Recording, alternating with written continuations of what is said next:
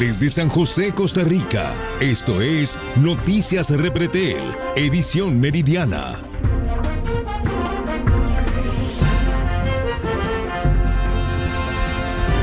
Hola, ¿cómo están? Buenas tardes, bienvenidos a esta nueva edición de Noticias Repretel.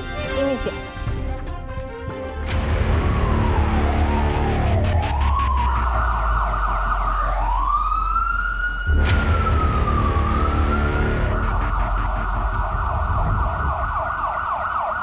Y esto no se lo desea uno ni al peor enemigo. ¡Qué tragedia! Una familia está enlutada por lo que ocurrió en su propia casa. Un bebé de solo año y medio murió tras ser víctima de atropello en la cochera de la vivienda en Desamparados. Hernán Barrantes, usted nos tiene el detalle.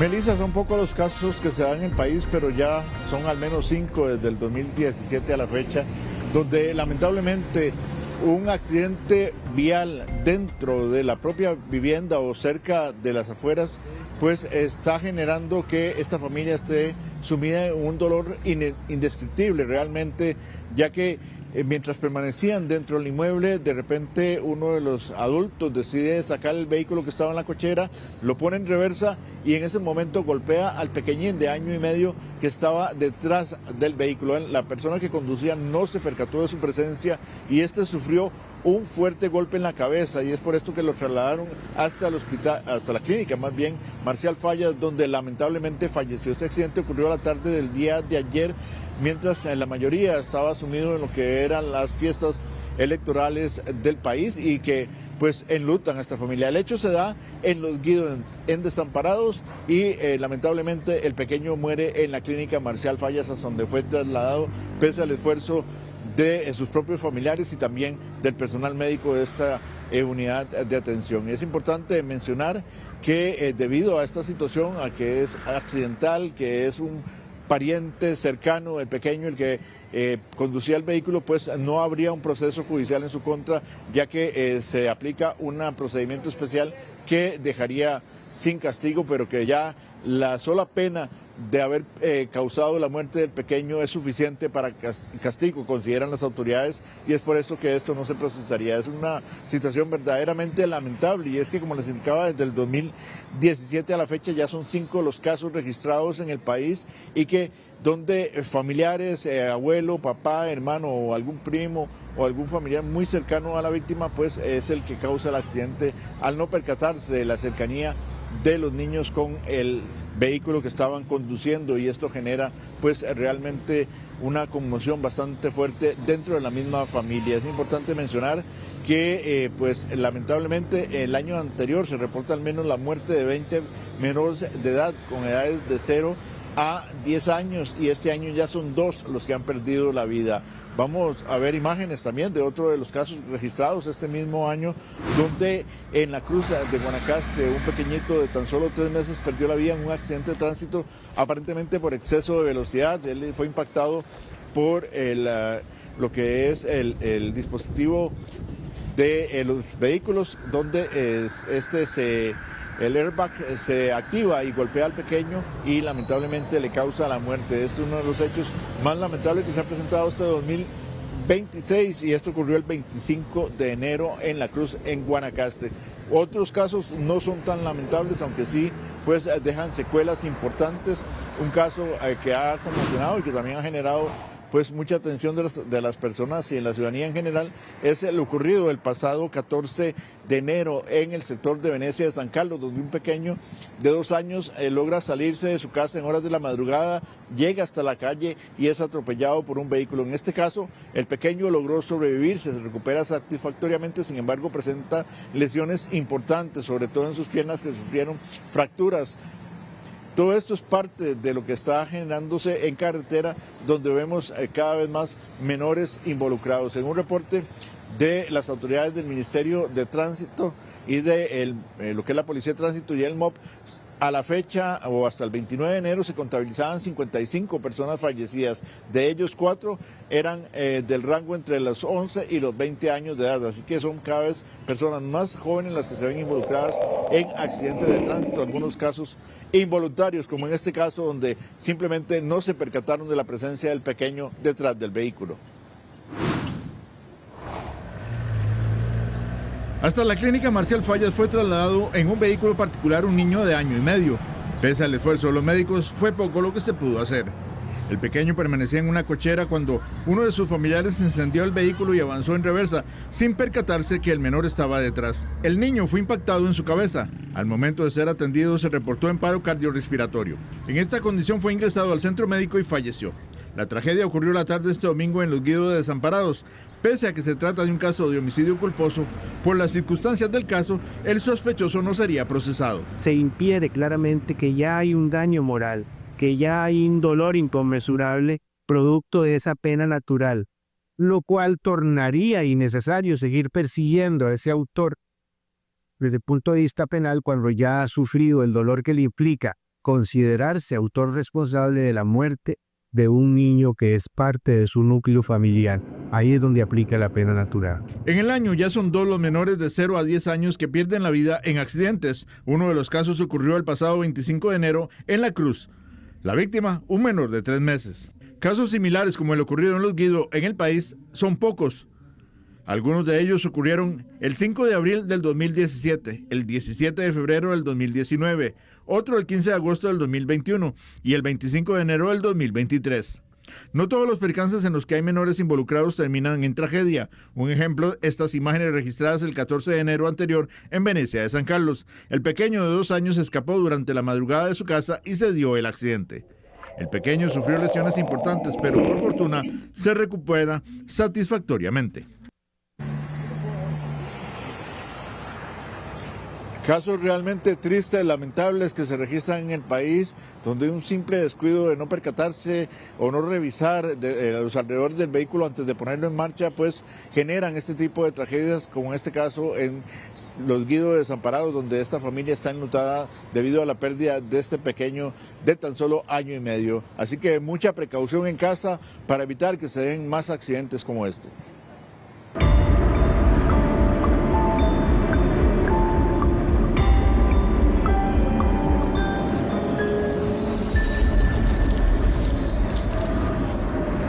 Espero que haya salido bien abrigado o bien abrigada de su casa, porque lo cierto es que el frío y las bajas temperaturas continuarán al menos hasta mañana. Jesús Chacón nos tiene todo el detalle, Jesús, porque incluso se reportó en San José la temperatura más baja desde hace 30 años. Usted nos tiene el detalle.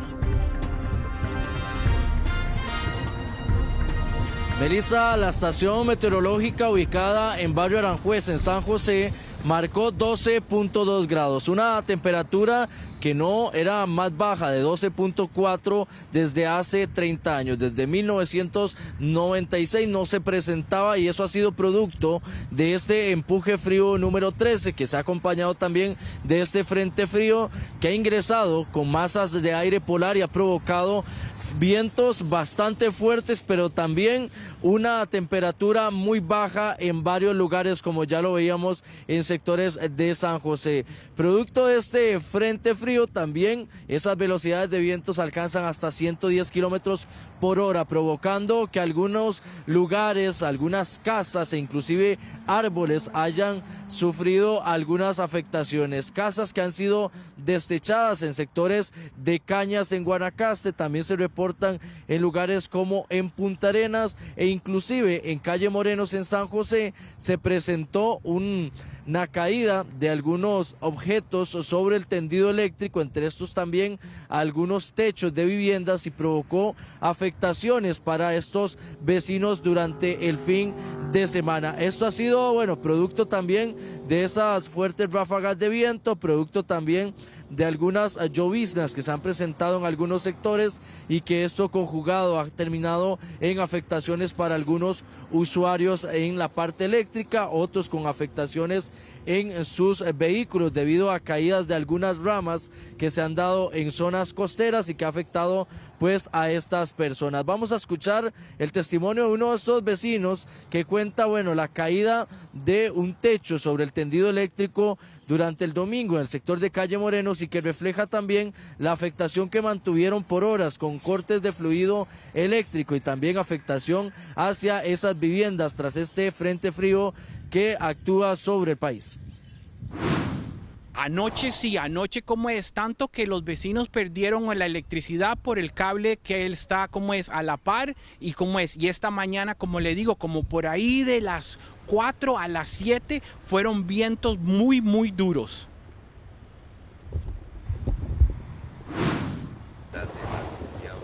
Otro de los puntos que ha estado pues afectados son los mares. Las mareas en estos lugares como en Limón y también en sectores de Cóbano, en Punta Arenas, se ha pues registrado algunas afectaciones para esas pequeñas embarcaciones que van a salir.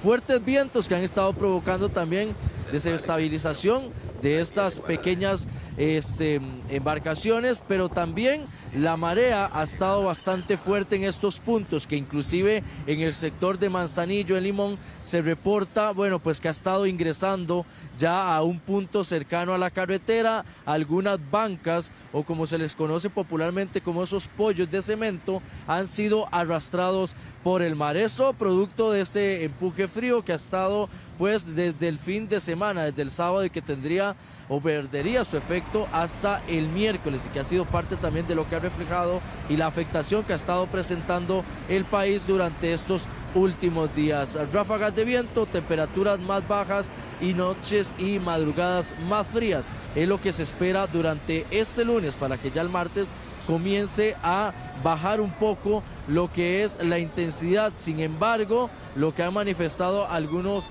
expertos es que este tipo de situaciones, de fenómenos, normalmente han estado ingresando al país, los empujes, pero los frentes fríos es el primero que ingresa, y sin embargo ingresó con una intensidad bastante fuerte, acompañada de esas masas de aire polar que han estado provocando que, bueno, lo sintamos todo desde horas de la noche, bastante frío, temperaturas que han bajado hasta 4 grados en algunos sectores. Así lo han manifestado los costarricenses.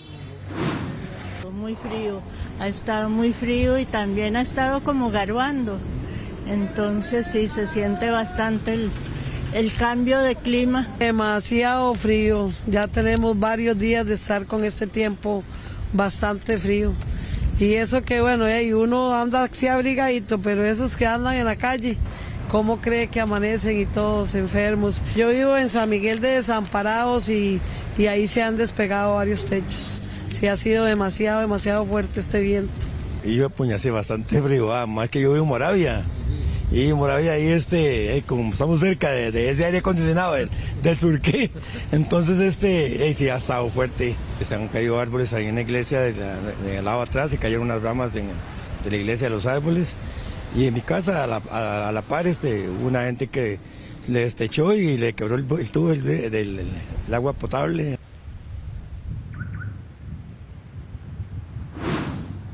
Los expertos meteorólogos han señalado que para este lunes el frío se mantendrá y aumentará en horas de la noche, igual para horas de la madrugada. Ya durante el martes, cercano a la tarde y noche del martes, se espera que comience a perder fuerza este frente frío, pero que sin embargo también señalan que el miércoles saldría del país, pero el jueves estaría ingresando el empuje frío número 14. No tendrá quizás la misma magnitud que ha tenido que venía acompañado de un frente frío, pero que sí se espera que las condiciones sean similares, ventosas, nubladas y bastante frías, tal y como se ha presentado durante los últimos días de enero y también los primeros días de febrero. Un fenómeno que desde 1996, justo en esta estación de San José, no se presentaba temperatura, que bajó a 12.2 grados y que tuvieron que pasar 30 años para que ocurriera esta situación. Desde el año 96 a la fecha no teníamos un dato tan bajo de temperatura, que en este caso representa un récord absoluto para la estación de Aranjuez. La condición nublada se mantiene también en la zona norte y Caribe, generando algunas precipitaciones. Estas tienden a ser bastante dispersas y de poca intensidad, por decirlo así, en el día. Sí, en la noche tienden normalmente a recrudecer un poco y a generar acumulados un poco más altos. Ese patrón vamos a tenerlo tanto este día lunes como el día martes inclusive, ¿verdad? Eso sí, podríamos decir que la condición más fría, más intensa, sí la tendríamos el día de hoy. Ya martes, poco a poco, digamos, no siendo tan frío, y ya el día miércoles, digamos, una condición un poco más normal para lo que es un mes de febrero.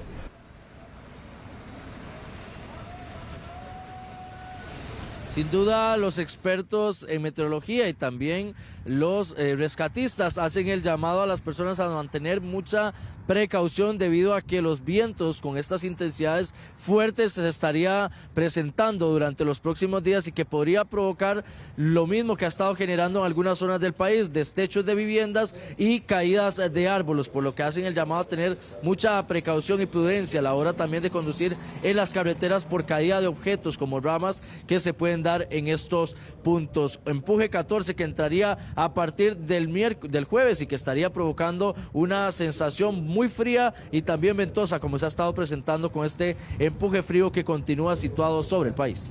Y se supone que estamos en verano, Jesús. Muchísimas gracias por toda la información.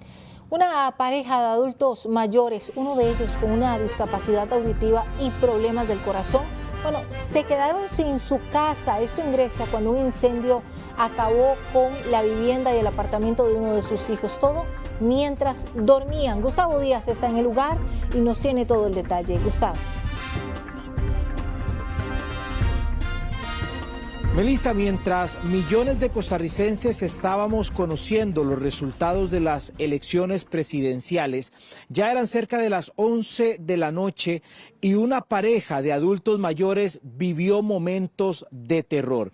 Quiero mostrarles, antes de ir a las imágenes de impacto, que esta es la casa de don Eduardo Alfaro y doña Celia Quesada, una vivienda que lamentablemente quedó destruida por completo en cenizas, luego de que las llamas ayer devoraran este hogar con los dos abuelitos que estaban adentro en ese momento durmiendo y un hijo de ellos que también se encontraba por acá. Vamos a ir a continuación a las imágenes para que ustedes puedan escuchar y observar qué fue lo que sucedió ayer pasada las 11 de la noche aquí en el Imbu 2 de Grecia, mientras las llamas devoraban dos estructuras, el apartamento y una vivienda donde estaban los abuelitos. Escuchemos. Miguel Limas.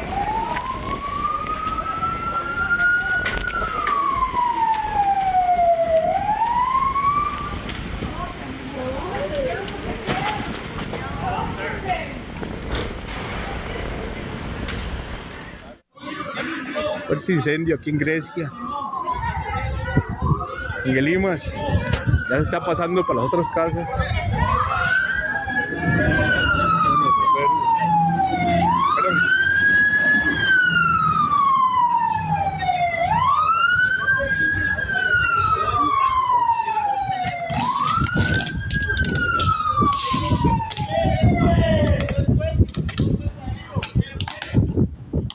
Noticia trágica aquí en Grecia. Se quema una casa. ¿Cómo llama aquí? Esas son las imágenes que se desarrollaron durante la noche y madrugada. En este momento hay un elemento característico y es que está completamente cerrado, prohibido el acceso por los bomberos que esta mañana estaban realizando la investigación, y es por una razón: que debe determinarse la causa del incendio. Inició aquí, en el apartamento donde dormía el hijo de los dos abuelitos, el hijo de don Eduardo y de doña Celia. Y aquí los bomberos encontraron un detalle del cual tienen que inicialmente investigar para conocer si fue aquí, y ese detalle precisamente el hecho de algún punto de ignición, de que el fuego comenzara en esta área y de inmediato se propagara por el resto de la vivienda.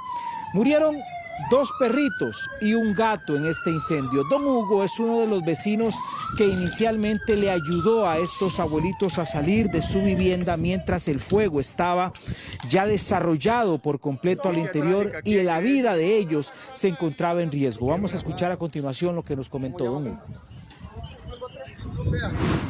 Aquí vivimos momentos de terror porque el fuego fue muy bravo, eran fuegales en ambas casas.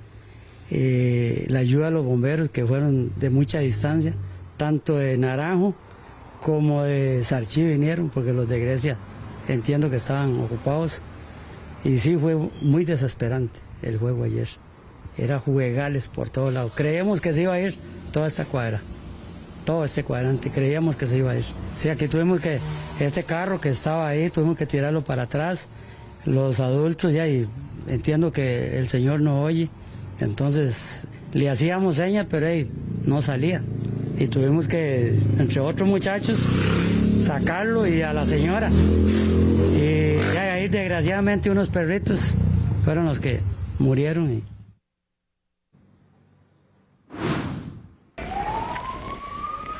Don Eduardo, de 85 años, tiene una pequeña discapacidad auditiva, no puede escuchar bien y recién ha ido superando problemas en su corazón. Él era el que estaba dentro y corría mayor riesgo al momento del fuego. Doña Celia es la que se percata, ella tiene 75 años, de que había un olor a humo que venía precisamente del apartamento en donde estaba durmiendo su hijo, el que vive junto con ellos a la pura par de la casa. Ella alerta sobre esta situación, levanta a su esposo y ambos intentan salir con la ayuda de los mismos vecinos, como ya nos lo decía don Hugo. ¿Qué pasó con doña Celia y qué pasó con don Eduardo? Fueron trasladados a la vivienda de unos familiares y esta mañana valorados también por médicos que por fortuna ya se encuentran bien, pero Gerson, quien es uno de sus nietos, conversó con Noticias Repretel sobre esta situación tan lamentable que se vivió ayer en este hogar. Sí, ellos se encontraban durmiendo en el momento del percance. Mi abuela sí se levantó porque le llegó ese olor a humo. Y bueno, le digo a mi tío que le estaba llegando un olor a humo y ya vieron que la parte del principio de la casa estaba saliendo humo y fuego. Entonces, como pudieron, trataron de salir, pues la casa estaba ahí oscura y llena de humo, pero por dicha sí lograron salir en el momento preciso de que ya la casa sí estaba empezando a tirar llamaradas grandes.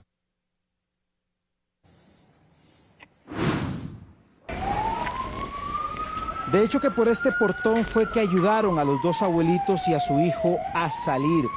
Vamos a proyectarles imágenes aéreas también que corresponden a un trabajo de nuestro compañero Alberto Ramírez que permite observar la destrucción de esta vivienda desde el aire y por supuesto los estragos que ocasionó este incendio en la zona del Limbu 2 de Grecia. Hoy los ingenieros de bomberos del Departamento de Investigaciones se presentaron aquí para tratar de determinar dónde inició el fuego. Se nos confirmó por parte de Steven Umaña, quien es el encargado, de que las llamas inician o el fuego se propicia en el apartamento que está anexo a la vivienda principal, que es la de los 2 abuelitos, y de allí se propaga por una condición precisamente que ustedes estaban viendo en Noticias Repretel. Los fuertes vientos que ayer estaban azotando gran parte del país provocaron que este fuego avanzara con prontitud, pero de la misma forma la reacción rápida de los bomberos evitó que también las llamas pasaran a las siguientes viviendas que estaban cercanas y todo se confinó precisamente en este lugar. Escuchamos el investigador, el ingeniero investigador de bomberos que estuvo aquí conversando con Noticias Repretel. iniciamos con todo lo que es el registro fotográfico, tanto del sector externo como el sector interno, para determinar dónde se encuentran los mayores daños térmicos. En este punto se determina que es una estructura compuesta de dos secciones, una es un apartamento de 30 metros cuadrados y la segunda es una estructura vivienda donde viven dos adultos mayores de 110 metros cuadrados. Del peritaje inicial, bueno, en este momento nos encontramos en proceso de investigación, sin embargo se determina que el incendio inicia en el apartamento contiguo. Una vez inicia el fuego, los adultos mayores se percatan y evacúan la escena, por lo cual de momento no tenemos lesionados ni afectados, simplemente daños estructurales totales. Sí, en este caso se tiene que el apartamento está construido con paredes perimetrales de concreto, sin embargo la vivienda está en su mayoría construida en madera, entonces se tiene una estructura de techo en madera, algunas paredes divisorias internas también son de madera, lo que facilitó que el fuego se propagara rápidamente. Sin embargo, la separación que hay con las estructuras colindantes propició que el fuego se confinara dentro de la estructura, y con la labor de los compañeros operativos se logró detener el avance del fuego, y de esta forma solo se vieron afectadas la vivienda inicial, que es este departamento que les comentaba, y la propagación inmediata del fuego a la estructura colindante.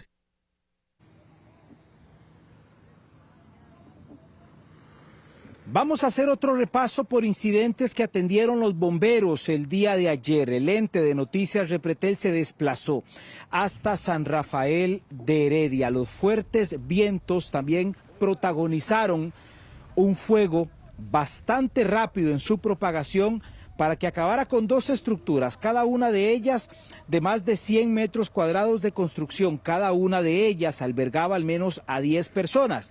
Si las sumamos las dos viviendas con sus ocupantes, tenemos que contarles que son cerca de 20 personas en San Rafael de Heredia que se quedaron sin su casa. Y los bomberos, por supuesto, que llegaron de una manera pronta, rápida a este lugar para tratar de sofocar las llamas. Así podemos observarlo nosotros en las imágenes que captamos, y que también fueron personas que, mientras muchos estaban disfrutando de la fiesta democrática de las elecciones, ellos estaban pasando lo peor.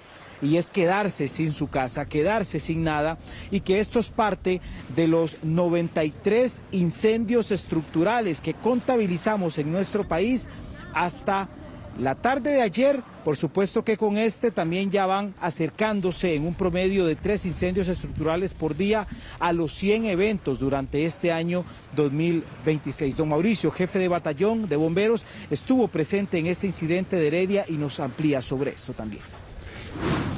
Tenemos fuego en dos estructuras, aproximadamente 110 metros cuadrados, un área total de 400 metros cuadrados de viviendas humildes.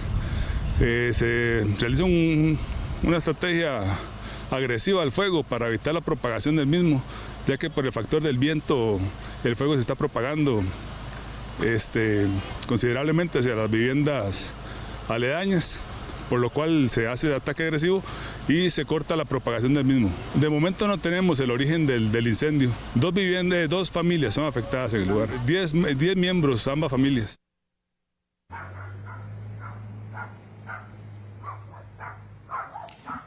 Para cerrar y ponerlos en contexto, los bomberos de investigaciones de incendios del Cuerpo de Bomberos llegaron a esta propiedad.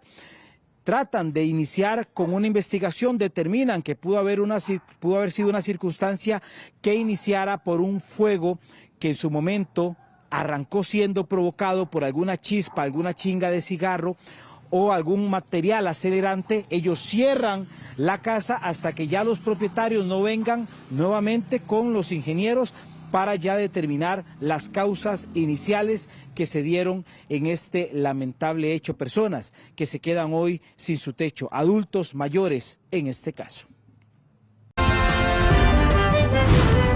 Videos de las cámaras de seguridad de la Policía Municipal de Goicoechea muestran el momento en el cual ocurrió la balacera en la rotonda del Bicentenario, que tiene a una mujer grave en el hospital Calderón Guardia. Fabián Mesa, usted nos tiene todo el detalle. Adelante.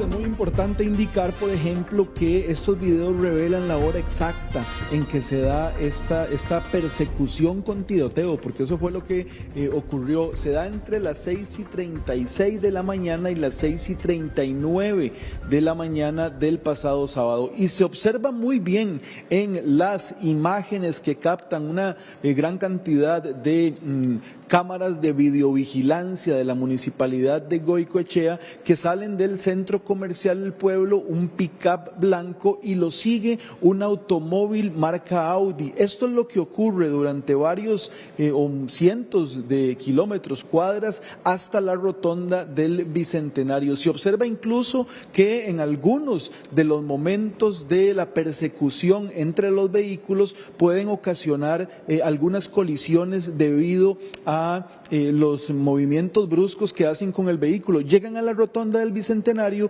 y se observa en uno de los videos como el conductor del vehículo marca Audi automóvil saca su mano por la ventana, apunta hacia el vehículo pick-up donde viajaban las personas, una de ellas heridas, una mujer de 31 años, apellido Chavarría, y lamentablemente dispara y la impacta en varias ocasiones, lo cual la tiene en estado crítico en el Hospital Calderón Guardia. El automotor 4x4 lo que hace es darle la vuelta a la rotonda y posteriormente dirigirse hacia el centro médico para que atiendan a la víctima de los impactos de bala, la mujer de apellido Chavarría y de 31 años. Es una situación que ocurre, como ustedes lo ven muy bien, en un momento en el cual hay una gran cantidad de vehículos transitando sobre las calles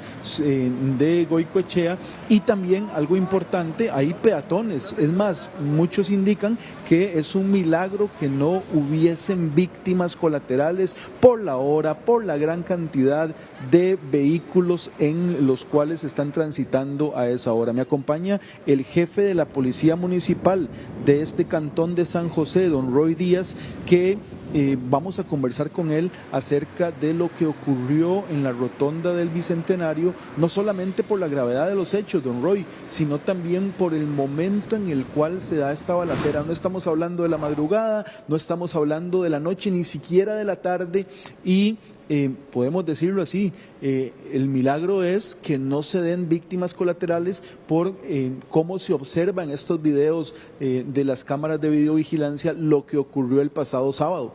Correcto, es parte del aporte de la Policía Municipal de Goicoechea para trabajar de manera articulada y tratar de minimizar estos efectos. Actualmente, toda la información que se cuenta con los respaldos en los diferentes sectores con los que viene dándose ya los altercados, se aporta debidamente al organismo de investigación judicial para las investigaciones correspondientes y estamos a las órdenes. Tal como usted bien menciona, es muy temprano, es una hora donde las personas van transitando por la vía pública y se exponen también lamentablemente por un efecto colateral, por una situación que se está dando entre un grupo de personas a lesiones o ocasionar un mal mayor.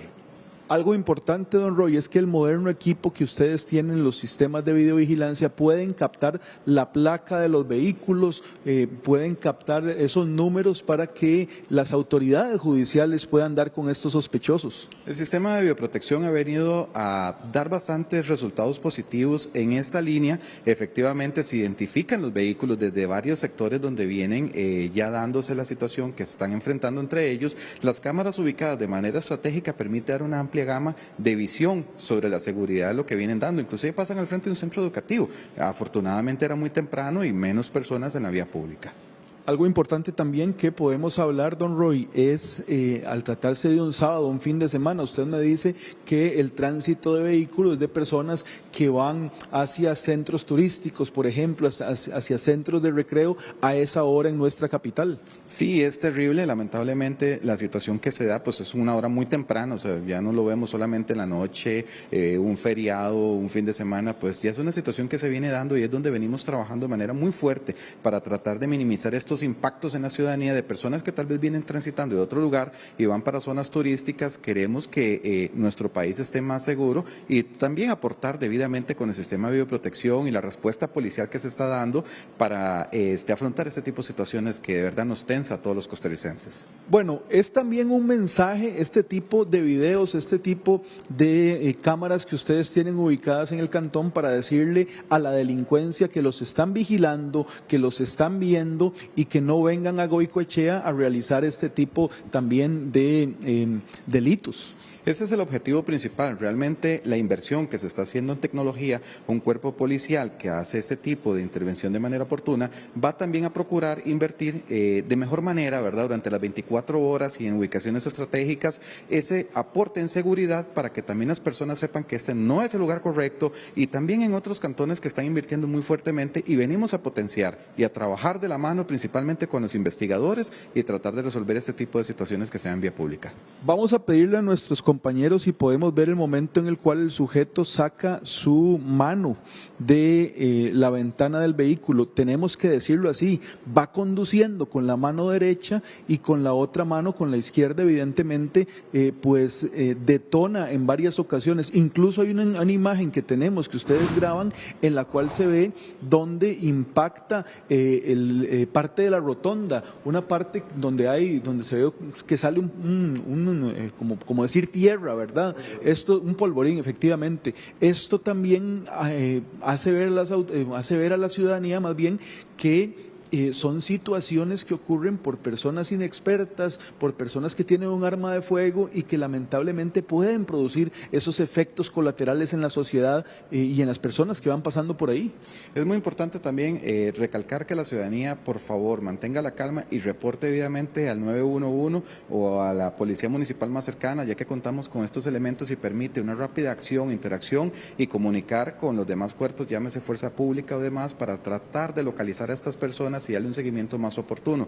Realmente es una situación desafortunada que no se busca en ninguna hora del día, pero también estamos trabajándolo de manera simultánea para resolver este tipo de situaciones y poner más control en las carreteras y en la vía pública.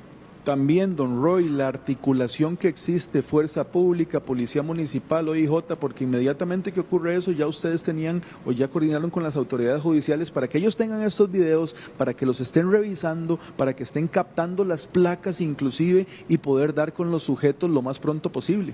Aquí se trata también de aportar para la seguridad del país. Hablamos que Goicoechea es un cantón de alto tránsito de personas, vecinos y demás que van de un lugar a otro también, y por supuesto, desde muy temprano ya estábamos a las órdenes de la autoridad judicial, por supuesto también que fuerza pública, y hemos venido trabajando en conjunto y se está dando todos los elementos necesarios para las investigaciones correspondientes.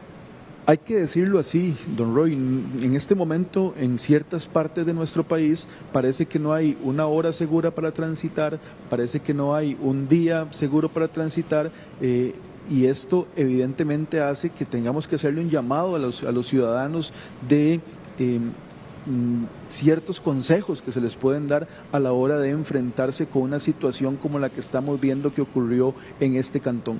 Sí, es bastante inclusive traumática, se puede decir, para las personas que van transitando. Hablamos de personas con familias, adultos mayores que van de manera muy tranquila, y vemos una hora que aún así es bastante transitado por la rotonda del Bicentenario, donde pudo haber ocasionado un efecto que no deseamos ninguna de las personas que nos dedicamos a la seguridad del país. Sobre todo, mantener la calma, creemos que es lo que mejor se puede hacer, y el reporte oportuno para intervenir de manera propicia este tipo de incidentes.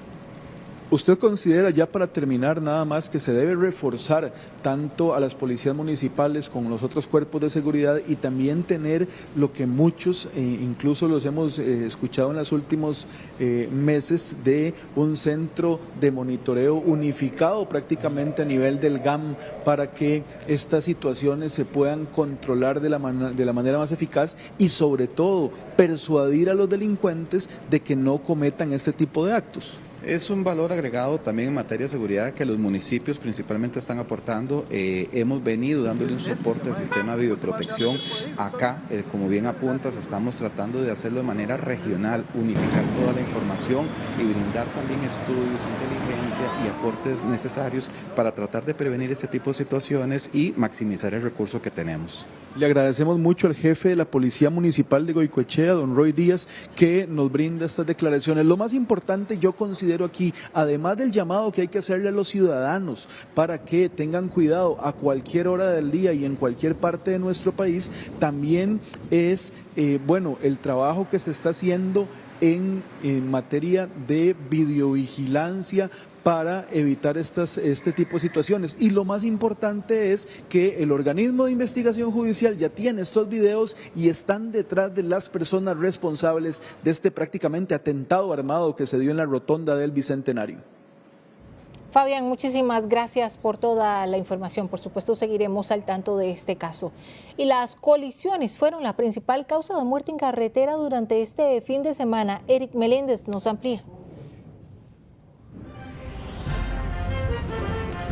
Así es, muy buenas tardes. Un fin de semana con múltiples atenciones producto de accidentes de tránsito y con 9 muertes en carretera. Vamos a las imágenes en exclusiva de una de las cámaras viales de Noticias Repretel en el sector de Curridabat, en el cruce popularmente conocido como el cruce de Los Figueres, donde un motociclista de tan solo 27 años perdió la vida. En apariencia, el irrespeto a la luz roja del semáforo que está en esta vía fue la causa de este mortal accidente. Un nicaragüense de 27 años y de apellido Hernández, ya identificado así por el organismo de investigación judicial, que se convierte en una de las víctimas recientes mortales en carretera. Usted ve la imagen del momento justo de la colisión cuando él se desplazaba desde el sector de San Pedro hacia Cartago, momento que incluso el conductor de este vehículo blanco, de este vehículo liviano, no puede evitar el fuerte impacto en una de sus puertas. Fuerte colisión que generó la muerte en el sitio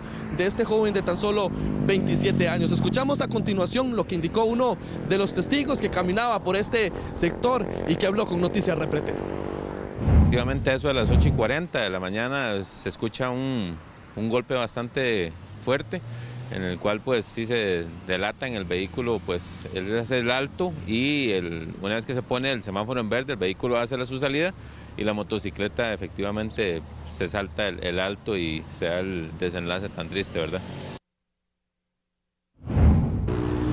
Una situación similar, nos movemos ahora hasta el Roble en Punta Arenas, porque otra colisión de este tipo, un vehículo liviano, motociclistas involucrados, dejó la atención de 3 personas, 2 de ellas en un estado crítico hasta el hospital de esta localidad. Usted ve la imagen en este momento justo de ese impacto, donde en apariencia los motociclistas traían la vía, pero bueno, al intentar cruzar el vehículo liviano se genera este aparatoso choque. Parte de las atenciones, pero seguimos ese repaso de lo que ocurrió durante el fin de semana, que dejó 44 personas en un estado crítico en centros médicos. Ahora nos vamos hasta Monteverde, es un Pacuarito en Limón, sobre ruta 32, que fue nuevamente el escenario de un accidente de tránsito y que dejó una persona fallecida. En apariencia, el exceso de velocidad y también lo mojado de la carretera, producto de las lluvias de las últimas horas, generó que el conductor se saliera de la vía y volcara y que muriera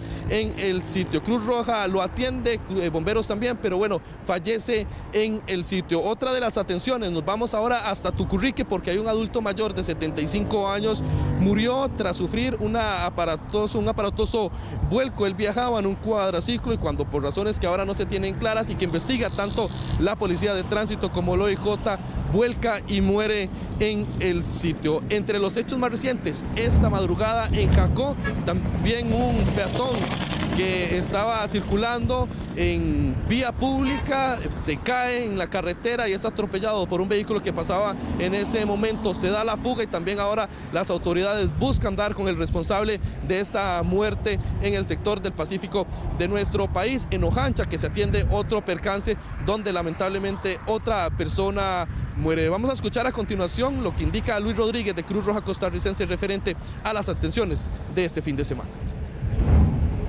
Lo que sí se incrementó fue el traslado de los pacientes. Tuvimos 42 personas en una condición crítica, que eso significa que la vida de ellos corre peligro. Y pues traslados de una cifra importante también de pacientes en una condición estable a los centros hospitalarios. Una de las cosas que nos llamó mucho la atención es que en estos incidentes tuvimos también no solo pacientes, sino que tuvimos varias personas, ¿verdad?, relacionadas con los mismos incidentes. Revisamos esos datos, esas estadísticas que siguen en aumento en cuanto a los traslados críticos durante este fin de semana.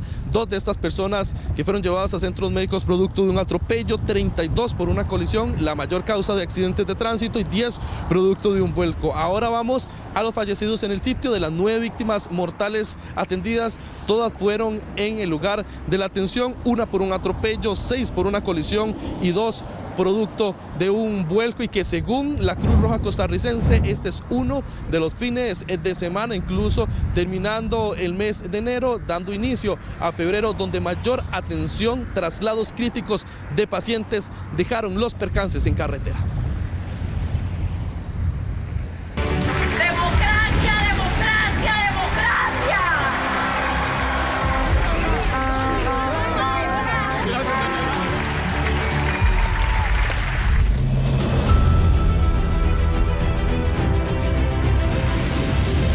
La presidenta electa Laura Fernández ofrece su primera conferencia de prensa tras la victoria en las elecciones nacionales. Rodrigo Guevara nos amplía. Rodrigo. ¿Qué tal, Melissa y amigos televidentes? Así es, aquí está reunido ella con los candidatos a la vicepresidencia, los cuales fueron electos, y también los 31 diputados. Vamos a mostrarles imágenes en este momento de lo que está ocurriendo, y también los dejamos con lo que está manifestando la presidenta electa Laura Fernández. Adicionalmente, quisiera indicar que la voz del pueblo de Costa Rica ha sido una voz sabia, una voz soberana, una voz que me permitió ganar la presidencia de la República en primera ronda con una mayoría contundente del electorado nacional, y adicionalmente me permitió hacerlo con una bancada a esta hora, según los conteos que maneja el Tribunal Supremo de Elecciones, de 31 congresistas, lo cual nos convierte en la mayoría parlamentaria para el próximo periodo electoral. Yo quiero una vez más agradecerle a Dios y al pueblo de Costa Rica, porque reitero, el mandato que nos dio en las urnas el día de ayer ha sido un mandato muy claro.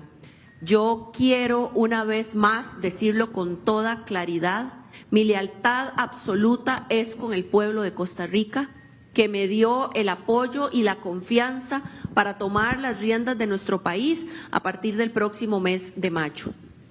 A los opositores de esta campaña electoral quiero decirles que tienen en mí a una líder que pretende encabezar un gobierno de concertación nacional, que pretende respetar la voluntad del soberano de darle continuidad al cambio en nuestro país, y que espero que podamos bajar ya de manera inmediata las banderas políticas de cualquier partido y ponernos a trabajar únicamente en favor de la bandera de Costa Rica. Creo que el pueblo de Costa Rica no espera menos de nosotros. Nuestro país se merece líderes visionarios que construyamos con justicia, con responsabilidad, con integridad la Tercera República en nuestro país. Y porque sé que es una pregunta que algunos de ustedes plantean, y porque quiero aclararlo al pueblo de Costa Rica, ¿qué significa la Tercera República? La Tercera República significa este renacer maravilloso de un mandato fuerte que nos ha dado el pueblo de Costa Rica, donde atrás quedaron los recuerdos de aquella guerra civil y de un bipartidismo que definitivamente nuestro pueblo ha dado por superado. A mí me place sobremanera tomar la estafeta del presidente Rodrigo Chávez y construir un futuro más próspero a partir de los cimientos que el señor presidente Chávez, junto con una extraordinaria fracción legislativa, han construido en beneficio de nuestro país. Esa Tercera República será una república de diálogo, de paz, de tolerancia a la diferencia, pero también será un espacio que nos permitirá reflexionar como democracia madura sobre todo aquello que ha salido muy bien en nuestro país y de lo cual nos sentimos orgullosísimos como sociedad costarricense, pero que también nos permite a la vez reconocer todos aquellos temas donde nuestro país necesita dar un paso adelante, modernizarse, trascender, para que Costa Rica no se quede atrás con el resto de países de la región que avanzan a toda velocidad. Mi mayor anhelo, como la próxima presidenta de Costa Rica, es que nuestro país consolide un modelo de desarrollo que nos permita seguir haciéndole frente a los retos de un mundo cada vez más globalizado, que nuestro país continúe liderando indicadores internacionales de desarrollo económico y de una senda de crecimiento económico sólido que repose sobre un país ordenado fiscalmente, responsable y serio en el uso de los recursos públicos y sobre todo un país que le permita a la gente crecer en libertad. Soy demócrata, republicana, creo en la libertad para emprender, para pensar, para trabajar, para innovar y ese es el camino correcto. El presidente Chávez sentó los cimientos para una gran Costa Rica, para seguir haciéndole frente con valor a la desigualdad, a la pobreza. Estamos muy cerca de superar la pobreza extrema en Costa Rica. Así que tomo la estafeta que me entregará el señor presidente Rodrigo Chávez el próximo mes de mayo con un inmenso compromiso con el pueblo de Costa Rica por seguir haciendo bien las cosas, por seguir llevando a Costa Rica al sitio en la historia que puede y que debe ocupar. Lo dije infinidad de veces en esta campaña política, nuestro país tiene absolutamente todo para que las familias vivan en dignidad, para que las mujeres, para que las madres, para que los ancianos vivan bien. Soy una mujer puntarenense y tengo un origen humilde. Tengo en mi sangre esparzana, ramonense y puriscaleña y entiendo muchísimo las desigualdades de desarrollo que enfrenta Costa Rica, pero sobre todo los problemas estructurales y las pésimas decisiones que nos llevaron a tener el país que tenemos, que hemos ido ordenando con un inmenso esfuerzo, pero que evidentemente aún no es suficiente. Por eso hoy mi mensaje al pueblo de Costa Rica es que tienen en mí a una próxima presidenta que trabajará con todo en beneficio de las costas, en beneficio de las poblaciones que enfrentan mayores rezagos estructurales e históricos. Trabajaré por la niñez de Costa Rica, por los jóvenes, por nuestros ancianos, por los territorios indígenas, para que de una vez por todas superemos aquello que creo que nos duele a todos como nación. El reconocer con tristeza que aún hoy, pese a los grandes esfuerzos y a los grandes logros alcanzados, seguimos enfrentando una Costa Rica, una costa pobre y una costa requete pobre en algunos puntos de nuestro país.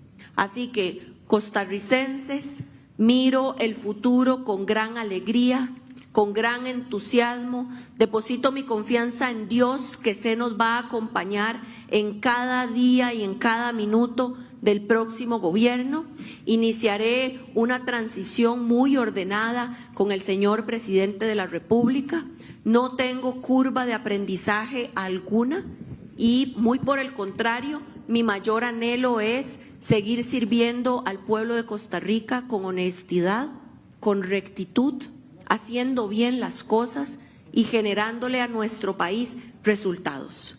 Agradezco a la fracción oficialista, a los diputados que están presentes y también a los diputados electos, porque ahí también realizaremos una transición.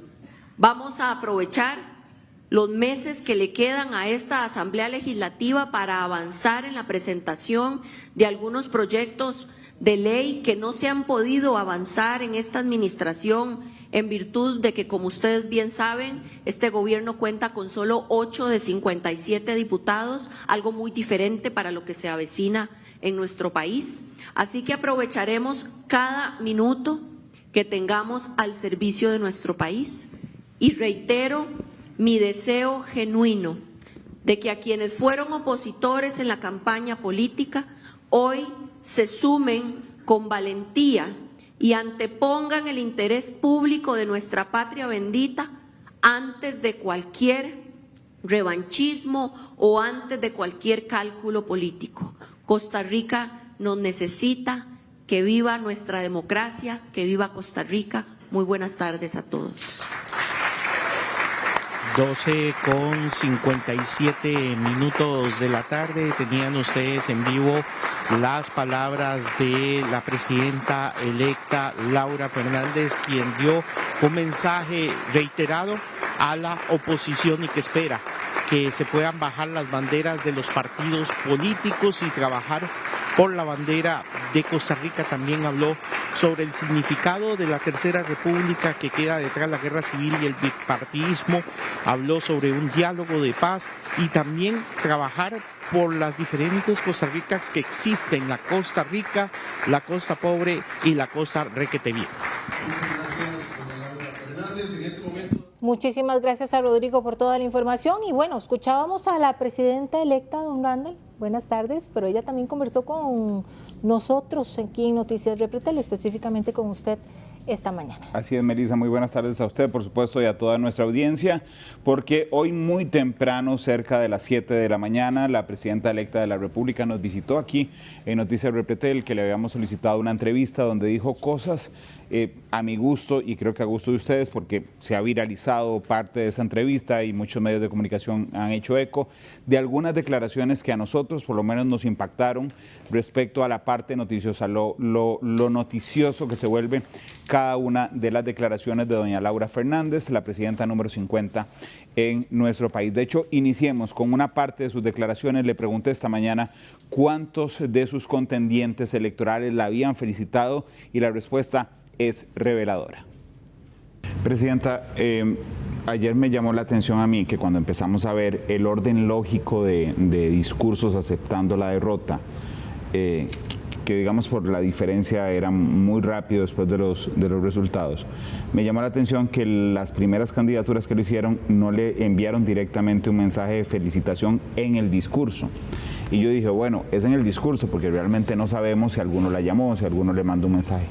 ¿Algún contendor electoral la llamó anoche a felicitarla? Me envió un mensaje de texto don Juan Carlos Hidalgo, a quien se lo agradezco, un mensaje sucinto, puntual. Yo se lo agradecí y se lo sigo agradeciendo. Me parece que fue un mensaje muy cordial, el cual yo valoro y aprecio. De los otros 19, de los otros 18, don Juan Carlos, ¿nadie más la felicitó? No, señor. ¿Puede decirme cómo interpreta eso? Que probablemente estaban muy cansados de la jornada electoral y bueno, nunca es tarde cuando la dicha es buena. Yo dije anoche en mi mensaje que mi mayor anhelo y mi mayor interés es trabajar por el pueblo de Costa Rica.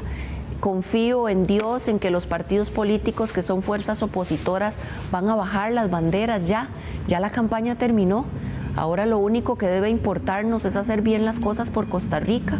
Creo que si algo nos muestra así, una fotografía clarísima de lo que le pasa a una asamblea legislativa obstruccionista que bloquea y bloquea por cálculo político y mezquindad, es que le sale el tiro por la culata.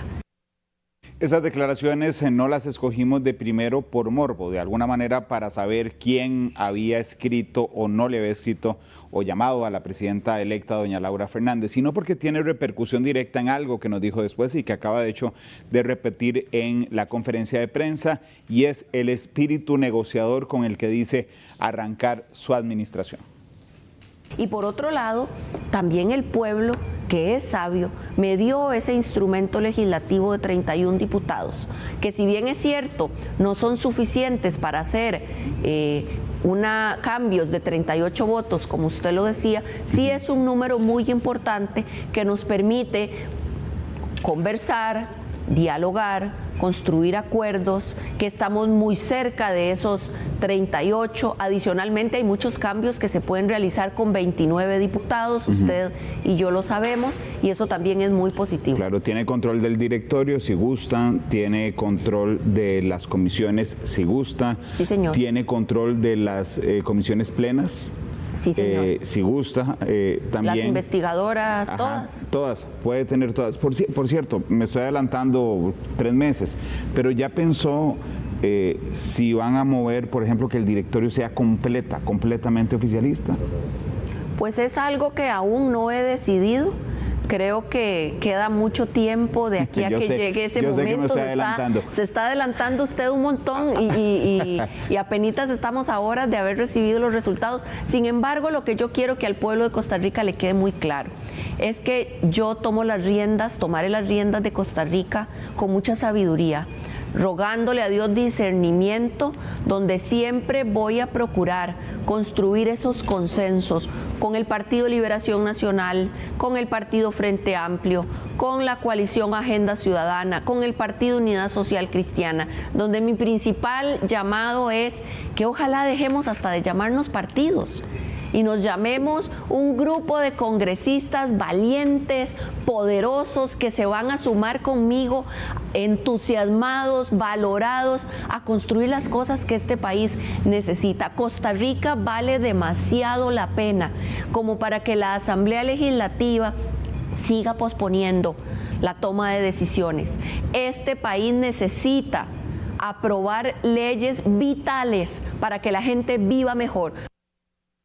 Más de todo lo que le mencioné a la presidenta electa, de lo que puede hacer con 29 votos, también puede impulsar un referendo mancomunado, que eso ya casi lo vamos a conversar con nuestros analistas también. Pero bueno, la campaña electoral ha sido feroz desde el punto de vista político e incluso en algunas ocasiones desde el punto de vista personal. ¿Cuánto podrían pesar estas heridas entre el oficialismo y toda la oposición? Se lo pregunté esta mañana a la presidenta Fernández. Mire, acá vamos a servir al pueblo de Costa Rica y el pueblo de Costa Rica no tiene espacio para vanidades y no tiene espacio para rencillillas politiqueras ni para rasponazos de campaña. En mi caso personal, que viví una campaña dura, una campaña fuerte, y ustedes y los costarricenses lo saben, ya yo a esas heridas, mire, les hice así, ya me echaron callito, ya me sanaron y voy para adelante. No tiene Costa Rica tiempo que perder pensando en rencillas politiqueras, eso debe quedar atrás. Sobre todo porque su meta, confesa, es la fundación de la Tercera República. Ahora, le pregunté esta mañana, ¿qué es la Tercera República? Cuando ella menciona esto, está hablando de términos legales, constitucionales. Cuando se genera una primera, segunda o tercera o quinta república, por ejemplo, en el caso de Francia, hay que variar la constitución política, es la naturaleza de una nueva república a través de una Asamblea Nacional Constituyente. Le pregunté si era efectivamente una realidad o es retórica. Me contestó. Me refiero a que ya lo que vivió nuestro país en el 48, donde se consolidó un modelo de partidos bipartidistas, de únicamente dos fuerzas políticas tradicionales, el Partido Unidad Social Cristiana y el Partido Liberación, donde entre los dos manejaban hasta más de 50 curules en la Asamblea Legislativa, eso quedó ya en el pasado. Creo que el pueblo de Costa Rica fue claro en que el día de ayer despedimos a la Segunda República. ¿Por qué? Porque consolidamos una nueva forma de gobernar donde las personas llegamos a cargos públicos por méritos, no porque venimos de las familias políticas tradicionales de este país, donde las personas, una mujer como yo, puntarenense, hija completa de la clase media de este país, es más, yo venía ahora pensando, puchica, mis abuelos no fueron, yo creo que varios de mis abuelos no llegaron ni al 6º grado. Yo soy hija de campesinos, de gente que logró superarse con esfuerzo y méritos propios. Soy una orgullosísima hija del campo, esparzana. Por mis venas corre sangre puriscaleña y ramonense, Randall. Así que yo creo que esta Tercera República es un concepto de consolidar cambios. Nuestra democracia es madura, es sólida y es tan sólida que somos capaces de distinguir lo que ha salido muy bien y debemos de seguir cuidando y potenciando, pero también lo que ha salido muy mal. Algunos de ustedes consideran que no hubo una respuesta directa de la presidenta electa, es decir, que no queda claro si se trata de un ejercicio real, un objetivo real, que es de convocar una asamblea constituyente, o es un ejercicio retórico. En lo que sí fue clara la presidenta Fernández fue en ofrecerle un puesto igual al presidente actual de la República, don Rodrigo Chávez. Le pregunto si ya pensó qué le va a ofrecer, qué puesto le va a ofrecer al presidente Chávez. El mismo que dije desde campaña. Ministro de la Presidencia. Sí, señor, a mí me encantaría que don Rodrigo se sume al gabinete como ministro de la Presidencia. No es una conversación que haya tenido con él por razones obvias. Acabamos de terminar la campaña y no era propio conversar esos temas en campaña. Claro. Sin embargo, en cuanto tenga alguna reunión con él, que espero sea muy pronto, lo vamos a conversar. Yo espero que se quede conmigo en el gabinete porque es una persona que tiene un gran amor por el pueblo de Costa Rica, es un economista brillante y flaco favor le haría yo al país desperdiciando el talento de una persona como don Rodrigo Chávez Robles. En lo que también fue directa la presidenta Laura Fernández, la presidenta electa, es que pasa una cosa en medio de su gobierno. En 2028 se le vence el nombramiento a la Contralora General de la República, doña Marta Acosta. Le pregunté respecto a doña Marta, su posición, la posición de doña Laura sobre la Contralora, y después, debido a su respuesta, que ya vamos a ver, le pregunté también del fiscal general, en lo que no fue tan clara al principio, pero le repreguntamos para aclarar su posición. Pues a mí me parece, y no voy a ser hipócrita con usted ni con el pueblo de Costa Rica, a mí me parece que doña Marta ya cumplió su ciclo en la Contraloría General y que ojalá ella misma se hiciera a un lado del cargo. Desde ya, no, sí, no en el 28. Sí, señor, desde ya. Me parece que se le ha hecho demasiado daño al país. Es una funcionaria que está llamada a fiscalizar la hacienda pública y se le han colado en esa fiscalización la trocha, el otro, megacasos de corrupción.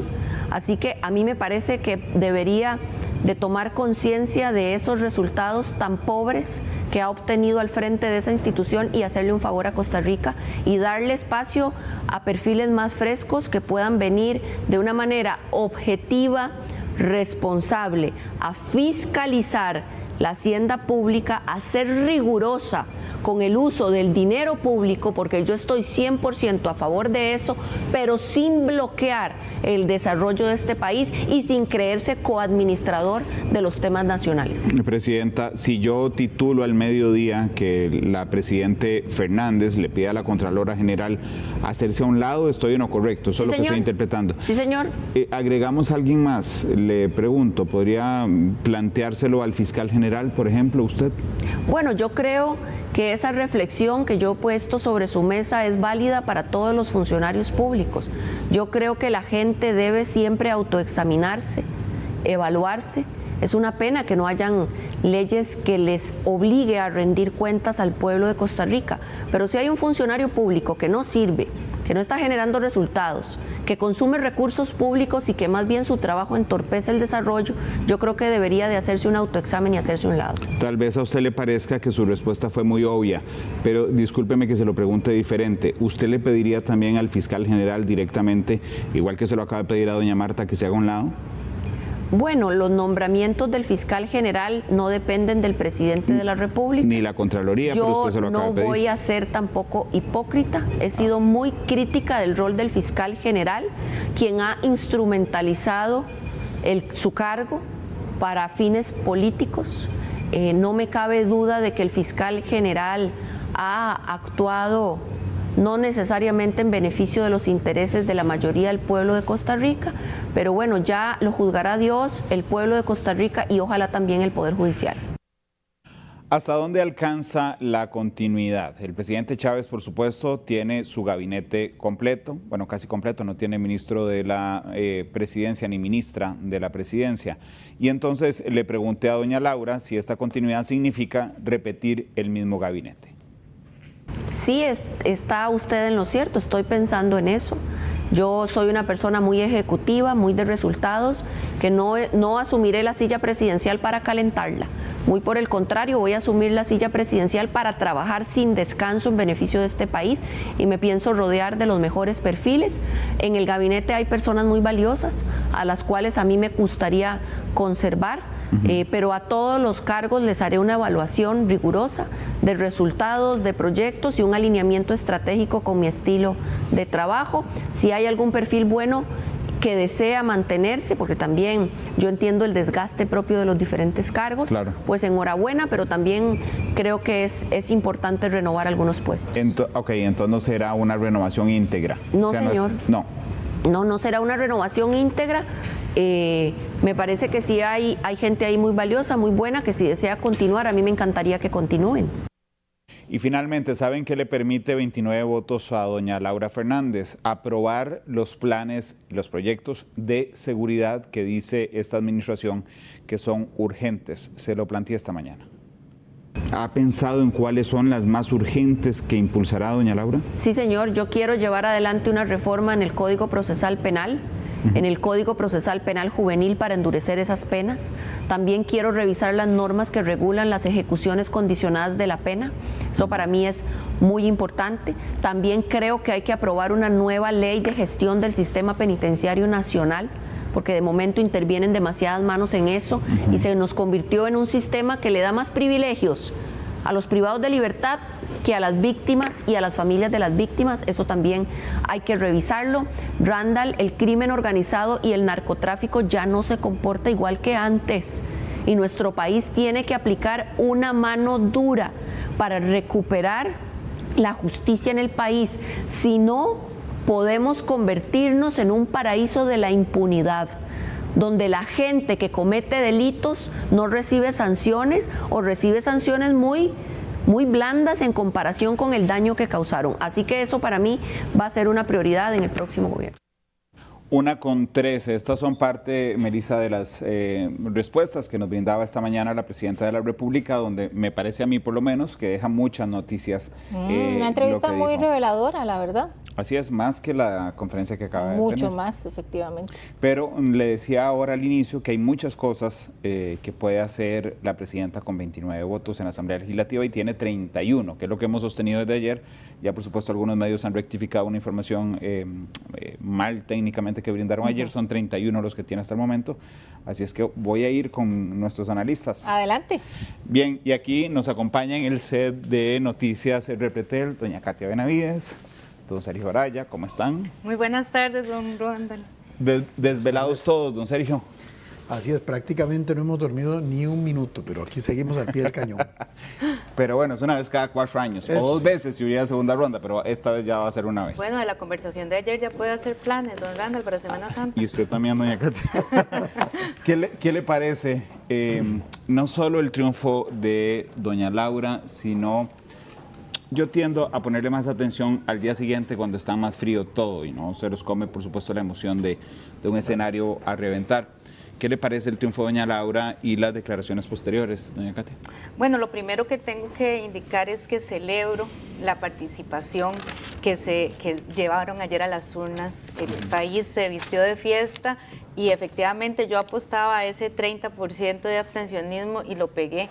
10% menos de la elección pasada, datos que solamente habíamos tenido la última vez en la década de los 90 y una excepción en el 2010-2014 con la elección de doña Laura Chinchilla, también presidenta en primera ronda.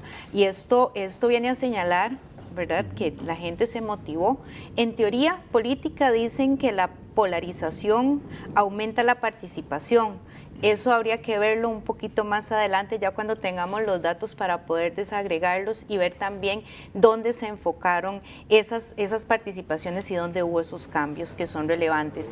Ya puntualmente en la elección de doña Laura podemos ver que efectivamente las encuestas manifestaban una tendencia, la diferencia entre diciembre y enero en la encuesta del CIEP indicaba que el 19% de indecisos ya habían decidido por quién dar ese voto, había una tendencia de ese 14% y ayer vimos cómo efectivamente sí, los indecisos aumentó un poquito.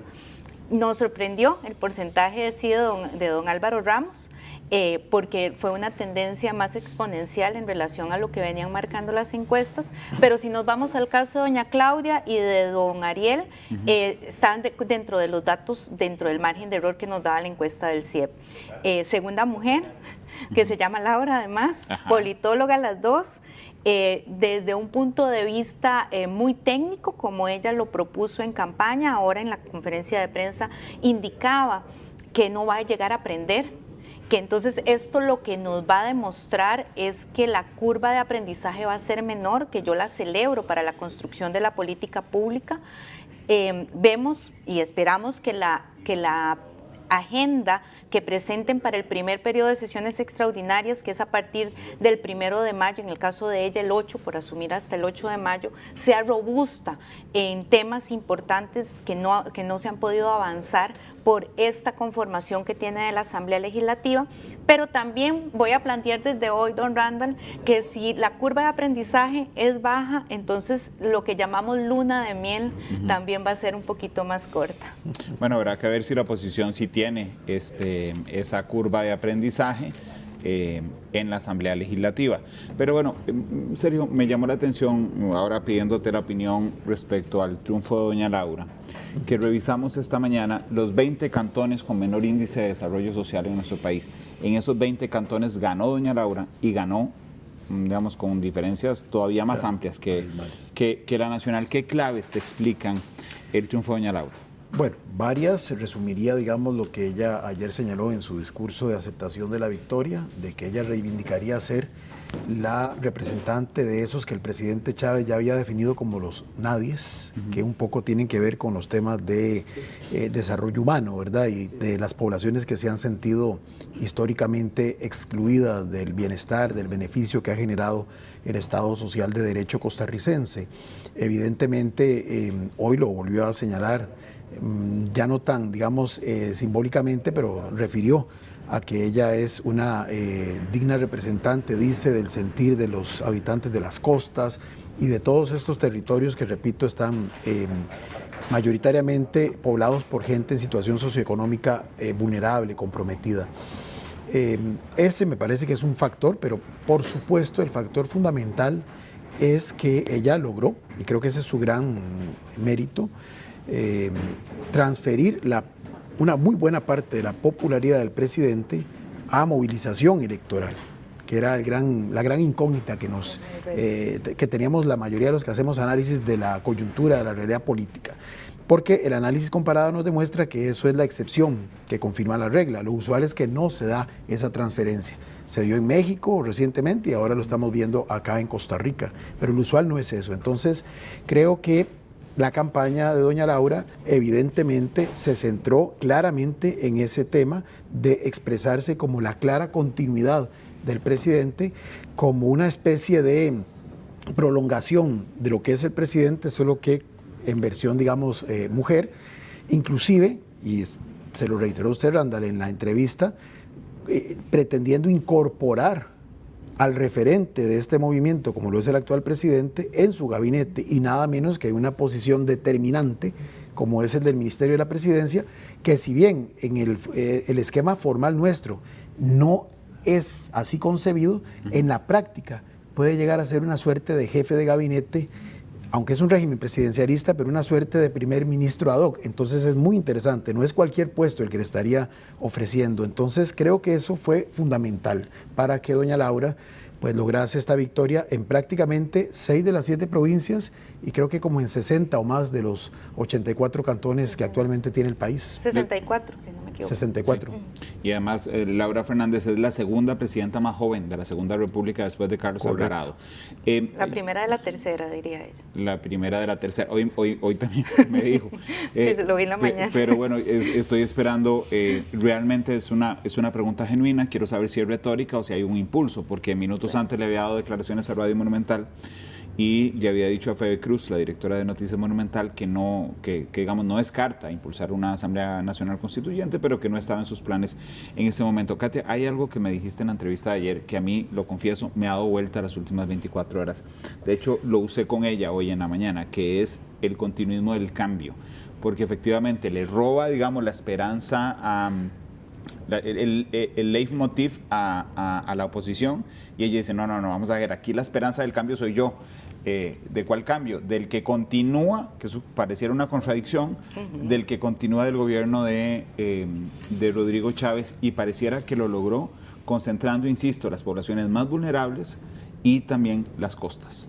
Sí, bueno, antónimos, ¿verdad? Continuismo, cambio, o sea, o continuamos o cambiamos. Claro. Efectivamente, ella lo propone como un concepto retórico en su discurso de campaña y ahora lo estamos viendo puntualmente en lo que necesita decir y ahora lo comentaba con don Sergio, hablábamos de que el discurso viene a ser muy emotivo. ¿Será que a la campaña política le faltó emoción y los discursos de hoy, las entrevistas de hoy se han enfocado en llamar a la emoción de las personas y pedirles que ¿verdad? Que se junten, que vamos a unirnos? Además pone indicadores serios de marca en la cancha de lo que ella quiere hacer. En el discurso de ayer habló acerca del papel que quiere que juegue la oposición, del papel que quieren que jueguen los medios de comunicación e incluso el papel que quiere que juegue el mismo gabinete y la Asamblea Legislativa.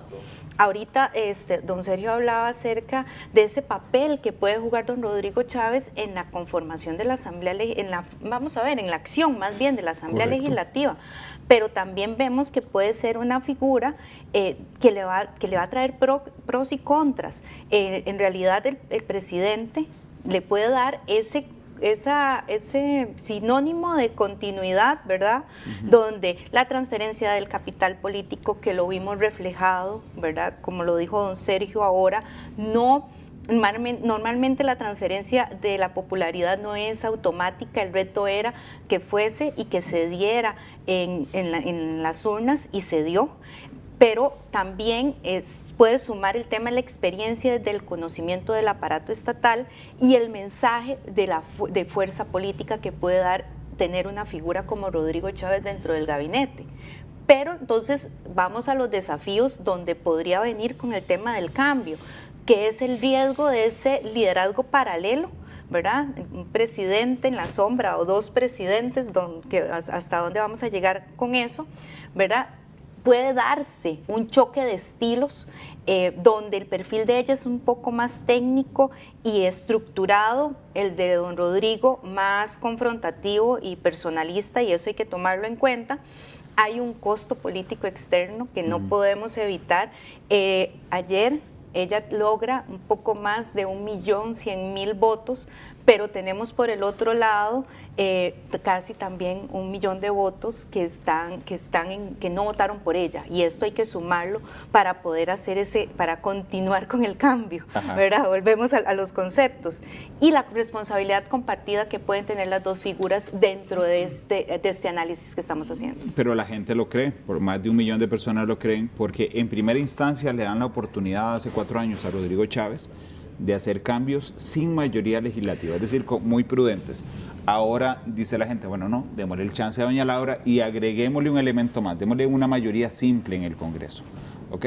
Vamos a ver pues qué pasará dentro de 4 años. Hoy en la mañana estaba conversando con Mario Quiroz, me lo advirtió don Mario, que con 29 votos podía hacerse un referéndum mancomunado, pero lo publicó esta mañana Delfino. Y efectivamente un referéndum mancomunado es que la Asamblea Legislativa junto con el Poder Ejecutivo se pongan de acuerdo, impulsen un referendo y ese referendo necesita solamente 29 votos para avanzar. Por supuesto que en referendo queda por fuera, por ejemplo, temas de derechos humanos, temas de impuestos, temas de presupuesto y temas de pensiones. Pero todos los demás están abiertos ahí al referéndum mancomunado. Sergio, ¿cómo lo ves vos? Sí, bueno, decía la señora presidenta electa que el tema de una Asamblea Nacional Constituyente no estaba en este momento en sus prioridades. Sin embargo, justamente ese podría ser perfectamente un tema a incluir en una convocatoria a un referéndum y que perfectamente trasladaría a la ciudadanía esa responsabilidad de definir finalmente si la gente quiere un referéndum. Obviamente ahí, con la experiencia, a propósito de la curva de aprendizaje, con la experiencia de los fallidos intentos de convocatoria a referéndum de esta administración, sería posiblemente muy precisa en qué temas quisiera someter a consideración del ciudadano y de la ciudadana, pero ya el solo hecho de poder simbólicamente transmitir que existiría esa posibilidad es parte de lo que yo pienso es lo que quieren proyectar como esa continuidad del cambio. porque es cierto lo que señalan, parece antagónico continuar cambiando, pero también hay que verlo en lógica de proceso. O sea, este es un movimiento político, ¿verdad?, que indistintamente de cuál sea el partido que se utiliza para llegar al ejercicio del poder transitorio, me parece va delineando ya más claramente un objetivo político de mediano aliento, de mediano plazo, donde las figuras van, digamos, coexistiendo, dependiendo de las dinámicas, pero girando en torno, lógicamente, a la figura central, que es la del señor presidente actual, Rodrigo Chávez.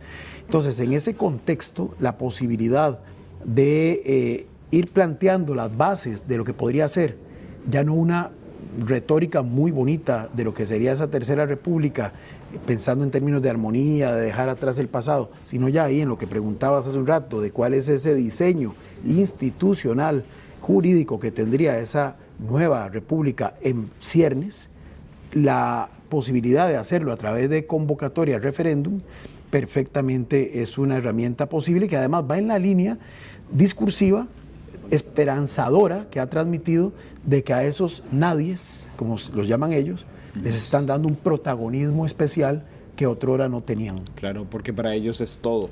Los nadies en esta contienda lo es todo. Katia, para finalizar, le preguntaba a la presidenta Fernández sobre la Contralora General.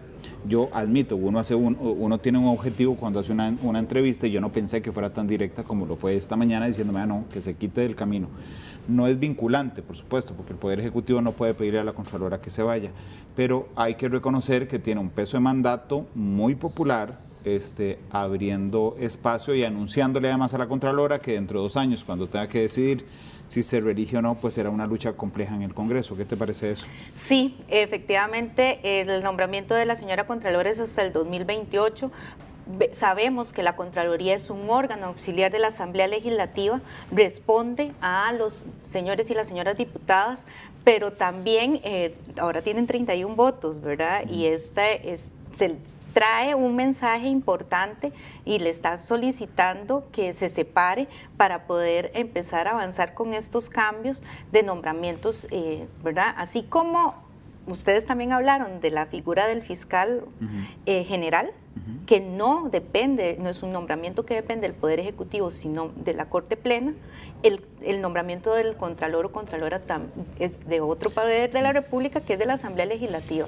Pero a un día de haber pasado las elecciones con estos datos tan contundentes, con un respaldo popular tan grande que tiene doña Laura, creo que estos temas de discusión se van a abrir y se van a cortar esos espacios de esos nombramientos que faltan. ¿Qué te parece que fuera un poco esquiva al inicio con el tema del fiscal general? Es que fue muy contundente con la Contralora y esquiva al inicio con el fiscal. Bueno, sí, lo noté también. Prudencia. Sí, creo que captó el tema de la división de poderes, porque ella lo captó en media respuesta. En media respuesta de la Contralora. Claro. Digamos, esa fue mi percepción, ¿verdad? Sergio, 30 segundos. No, me parece, coincido, o bien que también es una forma de mantener expectante algo que perfectamente podría dar si es la cantidad de magistraturas que hay que designar en el próximo cuatrienio. Sí. Como decir, bueno, al nuevo Poder Judicial le podríamos dar la oportunidad de que corrija el rumbo y elija un fiscal distinto. Yo pensé, sinceramente, que es más riesgoso personalmente pelearse con el fiscal general que con la Contralora General. Además. Pero bueno, si ustedes quieren seguir con el análisis, a las 2 de la tarde en Radio Monumental, en el Facebook de Noticias Repretel también, estarán Sergio y Katia conmigo en Matices. Gracias a ambos por este ratito en Noticias Repretel. Vamos a pausa comercial y regresamos con más. Continuamos con más. El Tribunal Supremo de Elecciones ya recibió la mitad de las tulas y se prepara para el escrutinio manual. Josué Vargas nos tiene todo el detalle. Josué, adelante. Bueno, sí, es que hace pocos minutos llegó un camión con varios grupos de tulas procedentes de la zona de Cartago y en este momento las están descargando. Les voy a mostrar aquí todas estas tulas que vienen específicamente de Turrialba y comunidades como Pejivalle, Tucurrique de Jiménez.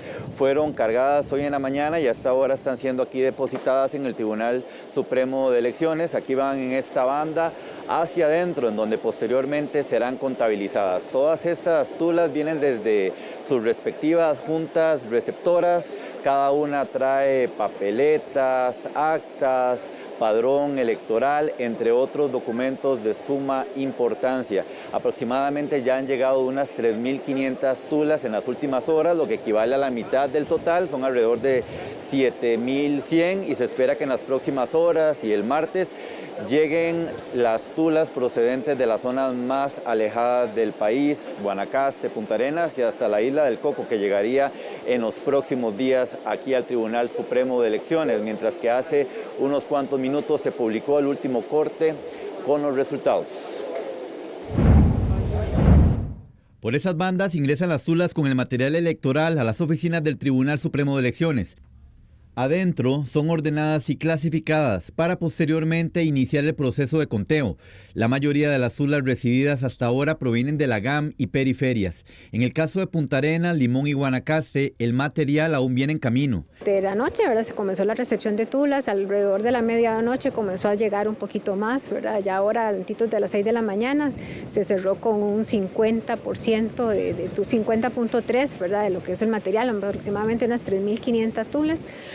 Y en la tarde se estarán recibiendo los lugares que vienen de más largo, Guanacaste, San Carlos, Limón, cerrando con la zona sur, ¿verdad? El día de hoy, alrededor de las 7, 8 de la noche. Este lunes al mediodía, el TCE publicó su último corte preliminar. Se trata de un avance digital que no alcanza el 100% de los votos, ya que la totalidad solo se confirma con el escrutinio final. Hasta el momento se han procesado 6.930 juntas receptoras de votos, lo que representa casi un 97%. La participación fue del 69%, con un abstencionismo del 30.92%, el más bajo desde 1998. En cuanto a los resultados, Pueblo Soberano obtuvo un 48% de los votos, seguido por Liberación Nacional con un 33%, Coalición alcanzó un 4.8%, Frente Amplio un 3.7%, La Unidad un 2.7%, Nueva República un 2.18%, Avanza un 1.78%, Unidos Podemos un 0.86% y el PLP un 0.45%, entre otros partidos. El escrutinio manual de votos iniciará este martes y podría extenderse hasta 60 días. Pero siempre se trata de sacarlo lo más pronto posible. Son cerca de 200 personas que trabajan en este proceso, ¿verdad? Distribuidas ahí por los magistrados. Son 5 magistrados que lo atienden cada una de las sesiones. Aunque los resultados para la presidencia y vicepresidencia ya están definidos, los de diputaciones aún podrían variar en casos muy puntuales, específicamente donde exista una diferencia mínima de votos. Cada uno de los camiones que traen las tulas hasta el Tribunal Supremo de Elecciones vienen resguardadas por fuerza pública, documentos de importancia que ahora serán contabilizados de manera manual a partir de este martes por el Tribunal Supremo de Elecciones, quienes tendrán 60 días para hacer el escrutinio manual, un proceso que por lo general tarda aproximadamente 3 semanas. Reiteramos, estas tulas que llegan hoy aquí hasta las oficinas en San José del TCE, provenientes desde Turrialba y de Jiménez, allá en Cartago, y que se suman ya a las 3.500 tulas que han llegado en las últimas horas de diferentes partes del país. Josué, muchísimas gracias. Qué bonito ver llegar esas tulas. Definitivamente vivimos en una democracia. La elección de Laura Fernández capta la atención de medios y figuras también internacionales. Uno de los primeros mensajes de felicitación llegó del actor mexicano de telenovelas Eduardo Verástegui, quien felicitó anticipadamente a Laura Fernández a través de un mensaje en X. En esa misma plataforma, el presidente de El Salvador, Nayib Bukele, también la felicitó y aseguró que incluso la llamó a su teléfono personal antes de que se conocieran los resultados oficiales. Desde Colombia, el expresidente Iván Duque destacó que su agenda en defensa de la democracia, la institucionalidad y la seguridad será clave para fortalecer las libertades. El presidente de Panamá, José Raúl Mulino, la invitó a seguir trabajando de forma conjunta e integrada en beneficio de ambos países. El triunfo de Fernández dio la vuelta al mundo y ocupó titulares en medios internacionales. The New York Times, BBC y CNN la calificaron como una líder conservadora de derecha. Deutsche Welle citó una de sus sus frases más replicadas, que nunca permitirá el autoritarismo. Un medio suizo la describió como la punta de lanza del modelo Bukele en Costa Rica, mientras que un medio francés habló de la Tercera República, que se avecina para el país. Laura Fernández se convertirá en la presidenta número 50 de Costa Rica y en la segunda mujer en llegar al poder en la historia nacional.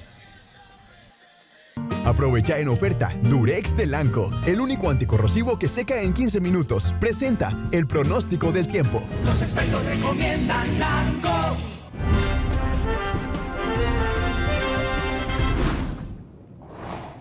Y en este inicio de semana se mantendrán los efectos del empuje frío número 13, provocando ráfagas de viento muy fuertes. Bueno, ya los hemos percibido. También tendrán mayor incidencia en las regiones del Pacífico Norte, el Valle Central y en las cordilleras. El Caribe y la zona norte continuará con abundante nubosidad y lluvias. Debido al efecto del viento, facilitará el desplazamiento de la nubosidad y precipitaciones hacia el Valle Central y sectores elevados. Además, se espera una disminución notable en las temperaturas durante el día, principalmente en el centro y norte del país. La condición nublada se mantiene también en la zona norte y Caribe, generando algunas precipitaciones. Estas tienden a ser bastante dispersas y de poca intensidad, por decirlo así, en el día. Sí, en la noche tienden normalmente a recrudecer un poco y a generar acumulados un poco más altos. Ese patrón vamos a tenerlo tanto este día lunes como el día martes inclusive, ¿verdad? Eso sí, podríamos decir que la condición más fría, más intensa, sí la tendríamos el día de hoy. Ya martes, poco a poco, digamos, no siendo tan frío. Y ya el día miércoles, digamos, una condición un poco más normal para lo que es un mes de febrero. Muchísimas gracias, Mari. Gracias a todos ustedes por su linda compañía. Feliz tarde.